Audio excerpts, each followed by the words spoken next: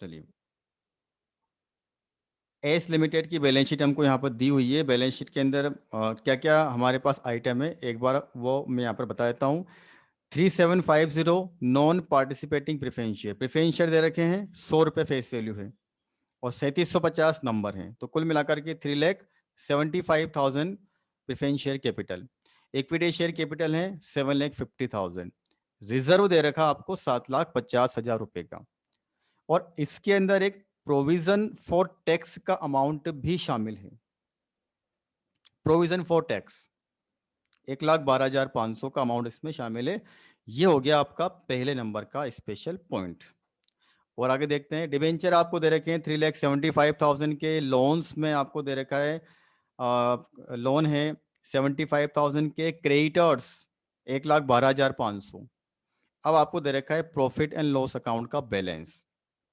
तो बैलेंस किस तरह से दिया हुआ देखना, 12,000 का तो ओपनिंग बैलेंस था और 4,12,500 रुपए आपके करंट ईयर का प्रॉफिट है और ब्रैकेट में लिखा हुआ है आफ्टर टैक्स।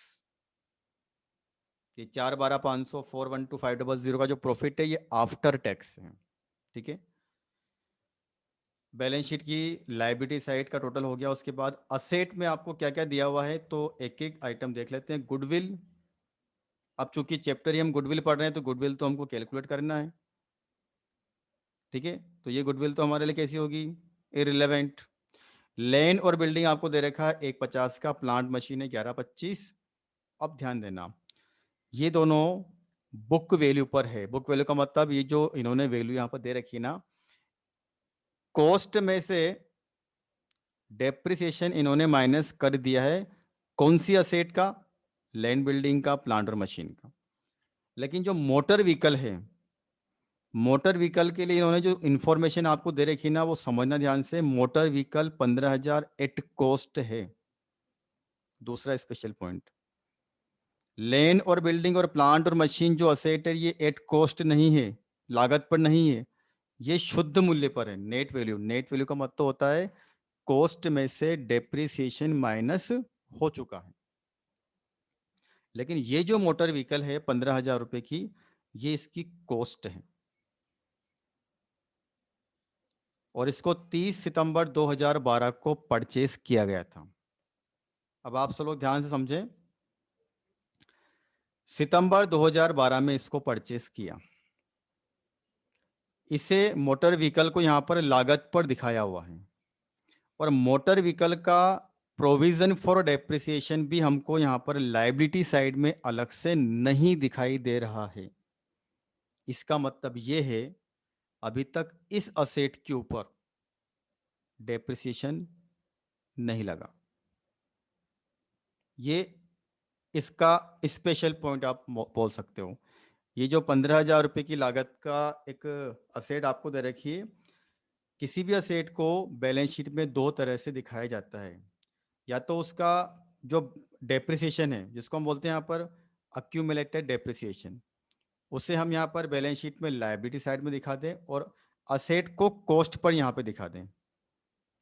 ठीक है, या फिर असेट को यहाँ पर असेट साइड में उसकी कॉस्ट में से डेप्रिसिएशन माइनस करके दिखा दें।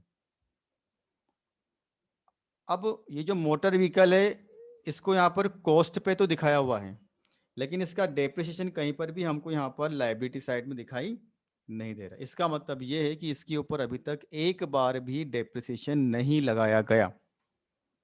ठीक है, चलिए उसके बाद आपको दे रखा स्टॉक, डेटर्स, इन्वेस्टमेंट। इन्वेस्टमेंट आपको दे रखे हैं यहाँ पर 6 लाख रुपए के। देखिए, इन्वेस्टमेंट को लेकर के हमने यहाँ पर क्या देखा हुआ है कि नॉन ट्रेड इन्वेस्टमेंट कभी भी कैपिटल एम्प्लॉयड की कैलकुलेशन में शामिल नहीं होते हैं, नॉन ट्रेड इन्वेस्टमेंट। ठीक है, अभी कैसे मालूम चलेगा कि यहाँ पर ये नॉन ट्रेड है या फिर ट्रेड इन्वेस्टमेंट है, तो देखिए,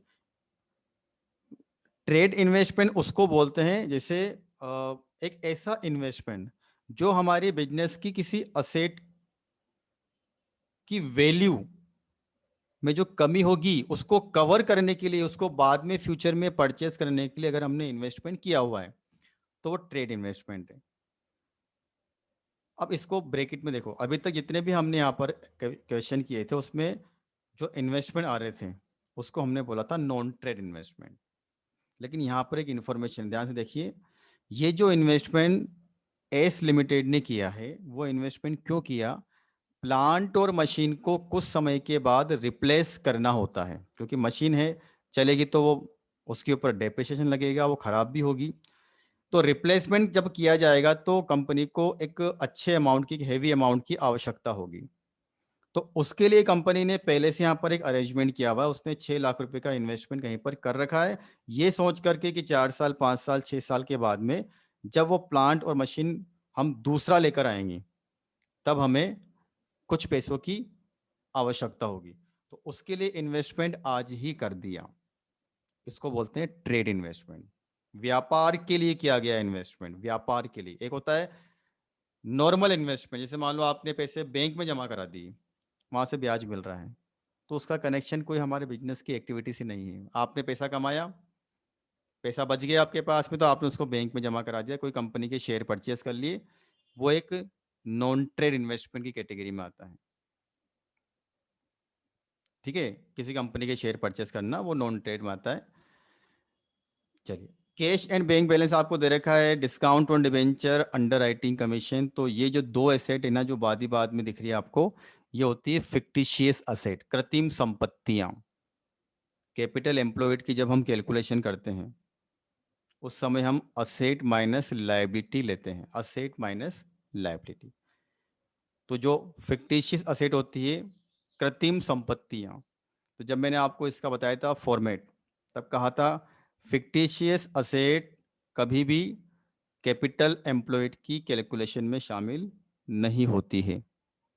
ठीक है, चलिए पूरा क्वेश्चन आपने यहाँ पे देखा, अभी हमने इसकी केवल बैलेंस शीट को डिस्कस किया है। अब अदर इन्फॉर्मेशन हम देख लेते हैं।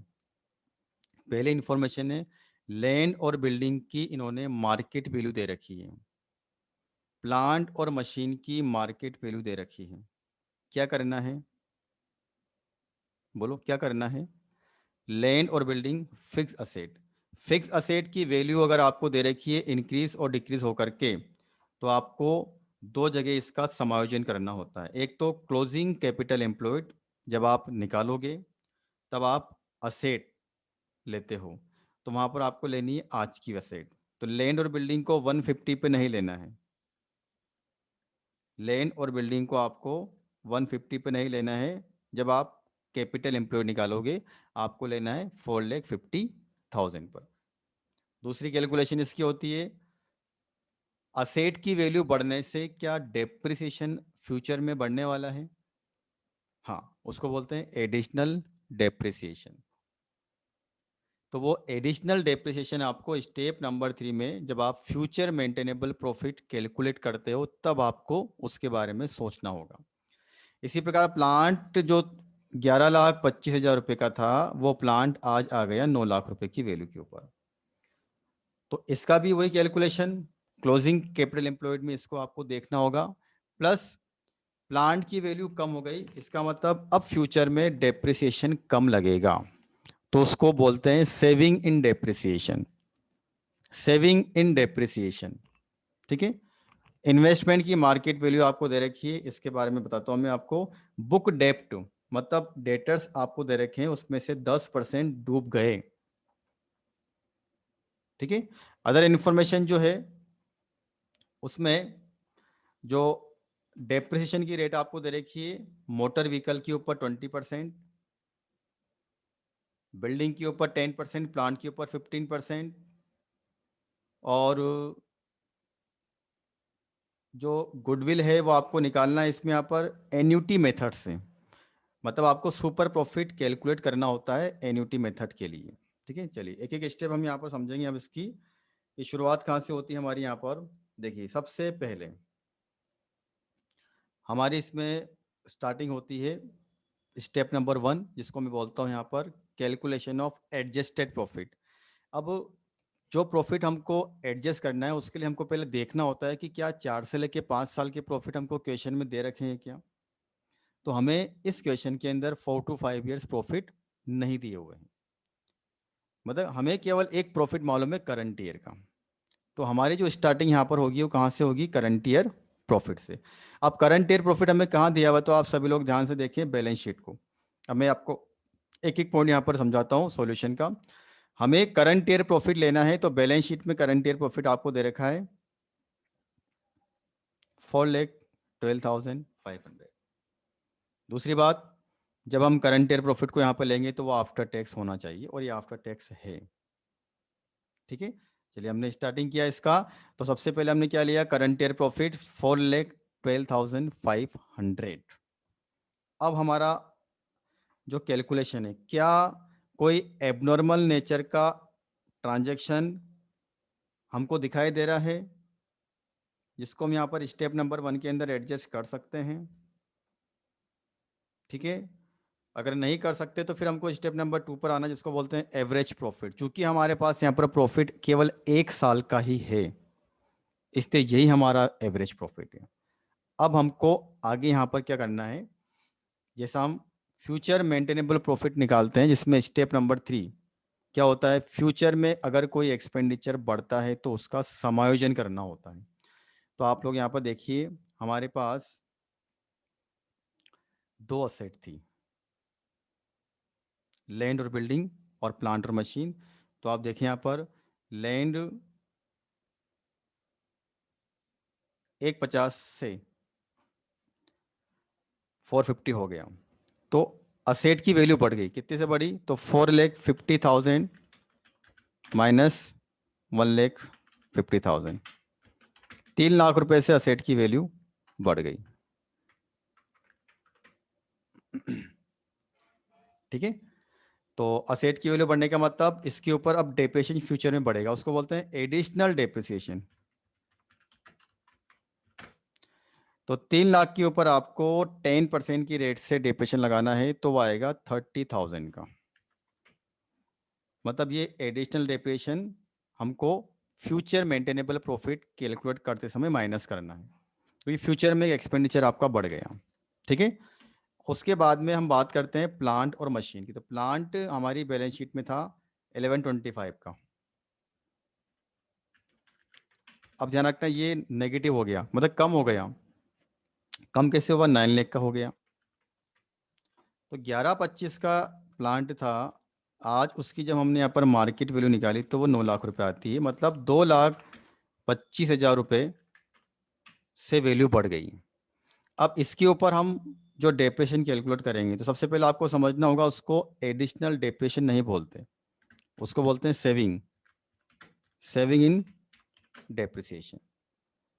ठीक है, अब वो कितनी आएगी, 225 का कितना परसेंट, 15,000, 33,750। देखिए क्या हो रहा है इसमें, यहाँ पर ही 30,000 रुपये का डेप्रिसिएशन तो फ्यूचर में बढ़ेगा, उसको बोलते हैं एडिशनल डेप्रिसिएशन। ठीक है, लेकिन 33,750 का डेप्रिसिएशन कम हो जाएगा, उसको बोलते हैं सेविंग इन डेप्रिसिएशन। तो जब आप फ्यूचर मेंटेनेबल प्रॉफिट को कैलकुलेट करते हो, तो आपको एवरेज प्रॉफिट में 30,000 तो माइनस करना पड़ेगा, क्योंकि ये एडिशनल डेप्रिसिएशन है, और 33,750 को ऐड करना होगा। तो या तो हम 30,000 को एडिशनल डेप्रिसिएशन के नाम पर लेस करें और 33,750 को ऐड करें, या फिर इसका एक और तरीका क्या है, हम इनको नेट कर सकते हैं। नेट करने का मतलब हम 3,750 सेविंग इन डेप्रिसिएशन के नाम से दिखा सकते हैं। दोनों से हमारा आंसर पर कोई इफेक्ट नहीं आएगा। क्या क्या किया मैंने, आप क्या बोला आपसे, यहाँ पर एडिशनल डेप्रिसिएशन आप 30,000 माइनस कर सकते हो, और सेविंग इन डेप्रिसिएशन आप 33,750 ऐड कर सकते हो, या फिर इन दोनों को नेट करके आप 3,750 रुपये फाइनल ऐड कर सकते हो। अब देखिए इसमें यहाँ पर हमें सॉल्यूशन में क्या दिखा रखा है, 3,750 सेविंग इन डेप्रिसिएशन। ठीक है, तो ये हमारा फ्यूचर मेंटेनेबल प्रॉफिट यहाँ पर कैलकुलेट हो रहा है। अब जैसा मैंने आपको पहले भी बोला हुआ है इसमें यहाँ पर, कि चूंकि हमें यहाँ पर 4 से लेके 5 साल के प्रॉफिट नहीं दे रखे, तो जो भी हमको समायोजन करने हैं, चाहे वो नॉर्मल या एबनॉर्मल कुछ भी हो, वो हमें करंट ईयर के प्रॉफिट में से ही करने होंगे। तो saving and depreciation, additional depreciation हमने कर दिया। अब हमको देखना है कि क्या कुछ और एडजस्टमेंट करने बाकी है। जैसा मैंने आपको पहले भी कहा है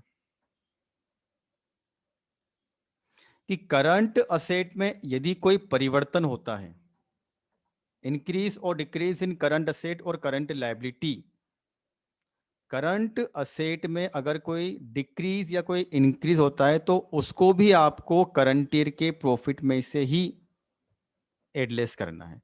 देखिए यहां पर डेटर्स आपको दे रखे हैं 1,50,000 रुपए दिए हुए हैं। एडिशनल इंफॉर्मेशन में यहां पर दिया हुआ है कि डेटर्स 10% से डूब गए। Book debts are bad to the extent of 10%। Debtors 10% से डूबत हो गए, ये करंट असेट में कमी हो गई। तो 150 का 10% ये हमको देखिए यहाँ पर बेड डेट्स के रूप में हमने यहाँ पर लेस किया हुआ है। किस में से लेस किया हमने यहाँ पर? जो फ्यूचर मेंटेनेबल प्रॉफिट हम कैलकुलेट कर रहे हैं उसमें से हमने इसको लेस कर दिया। अब आपको ये समझना है कि हमारे पास एक ही प्रॉफिट है, तो जो कुछ भी एडजस्टमेंट होगा उसी में से होगा। तो करंट असेट में होने वाला परिवर्तन हम करंट ईयर के प्रॉफिट में से एडजस्ट करते हैं, उसको हमने एडजस्ट कर लिया। अब लास्ट जो स्पेशल पॉइंट है हमारा वो है डेप्रिसिएशन। ये कहां से आया? 3,000 रुपए। ये बहुत स्पेशल पॉइंट है जो आपको समझना है। देखिए मैंने भी आपसे बोला था, बैलेंस शीट के अंदर जो मोटर व्हीकल है वो कॉस्ट पर दे रखी है आपको 15,000 रुपए, और इसका जो डेप्रिसिएशन है उसके बारे में यहाँ पर कोई भी इंफॉर्मेशन हमको बैलेंस शीट के अंदर देनी रखी है। इसका मतलब इसके ऊपर अभी तक एक बार भी डेप्रिसिएशन नहीं लगा। ठीक है, अभी तक इसके ऊपर एक बार भी डेप्रिसिएशन नहीं लगा। तो इसमें होता क्या है कि एक अकाउंटिंग का बिल्कुल बेसिक प्रिंसिपल होता है कि करंट ईयर का जो डेप्रिसिएशन होता है वो करंट ईयर के प्रॉफिट में से माइनस होता है। तो जब इस मोटर व्हीकल को परचेस किया गया था उसके बाद से अभी तक कोई डेप्रिसिएशन लगा नहीं, तो अब हमें करंट ईयर का डेप्रिसिएशन करंट ईयर के प्रॉफिट में से माइनस करना होगा। ध्यान से समझिए इस पॉइंट को। करंट ईयर का डेप्रिसिएशन लैंड और बिल्डिंग के लिए तो ऐसा हमने बोला नहीं, क्योंकि उसका जो डेप्रिसिएशन लग चुका है। लेकिन जो मोटर व्हीकल है वो बैलेंस शीट के अंदर एट कॉस्ट पर दी हुई है, एट कॉस्ट। तो मैं आपको यहाँ पर एक वर्किंग नोट में बता रहा हूँ कि अगर हम मोटर व्हीकल के ऊपर डेप्रिसिएशन लगाते तो कितना लगता। देखिए दो तरह की मेथड होती है, एक को बोलते हैं straight line method, SLM method, दूसरी होती है डब्ल्यूडीवी मेथड।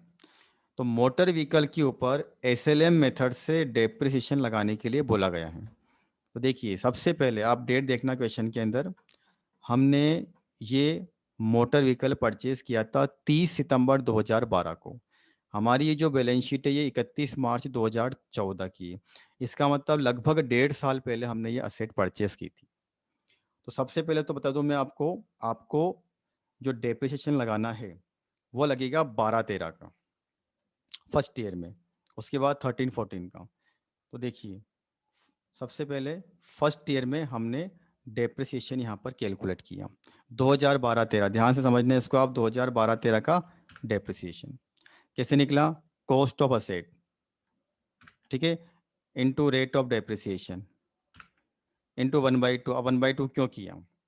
देखिए हमने परचेस कब किया?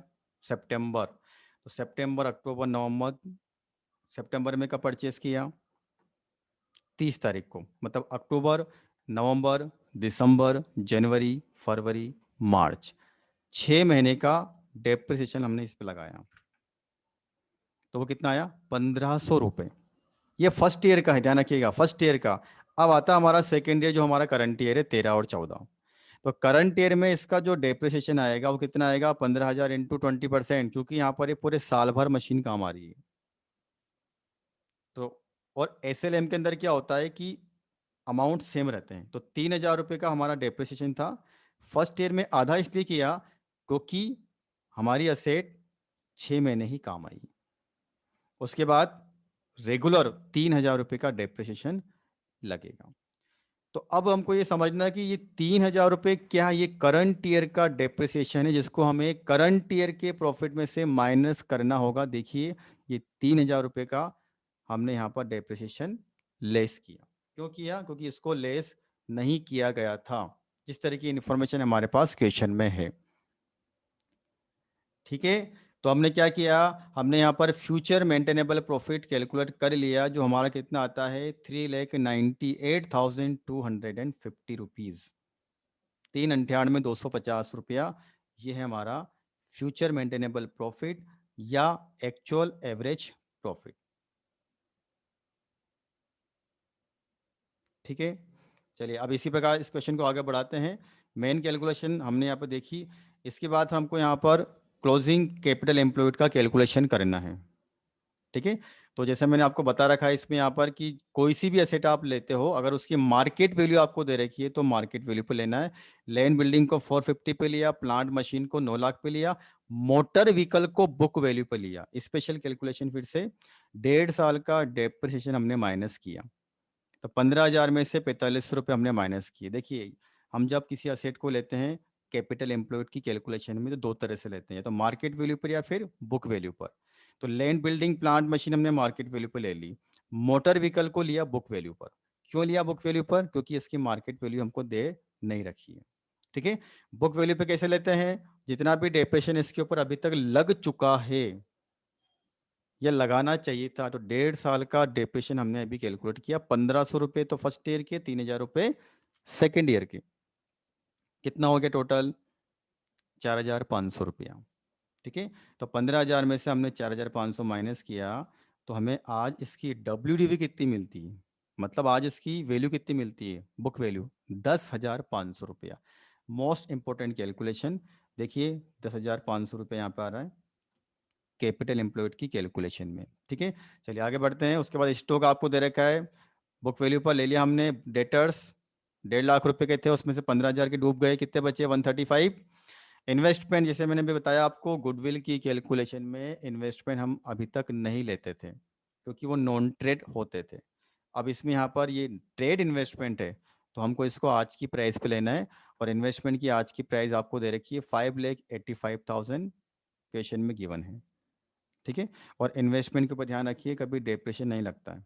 ठीक है, तो आज उसकी प्राइस जो दे रखी थी उसको हमने ऐसे कैसे ले लिया, कैश और बैंक का बैलेंस हमने लिया। उसके बाद हम बात करते हैं लायबिलिटी की।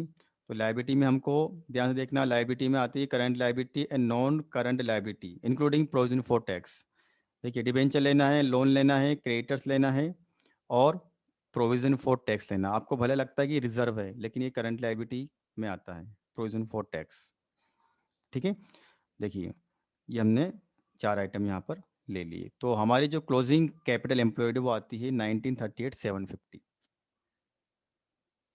अब फिर से वही कैलकुलेशन, क्लोजिंग कैपिटल एम्प्लॉयड में से करंट ईयर प्रॉफिट का 50% माइनस करना है।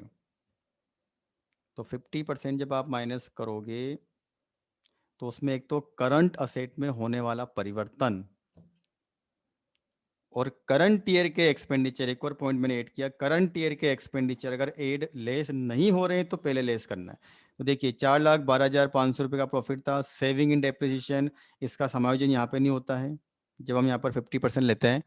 तो करंट ईयर प्रॉफिट लिया, उसमें से हमने क्या किया, करंट असेट में जो कमी हमारी हुई थी 15,000 के डूबत ऋण थे, उसको माइनस किया, और ये 3,000 किसके हैं, ये है करंट ईयर का डेप्रिसिएशन, ये नॉर्मल एक्सपेंडिचर है जिसको माइनस करना भूल के नहीं कर पाए थे, आज कर रहे हैं।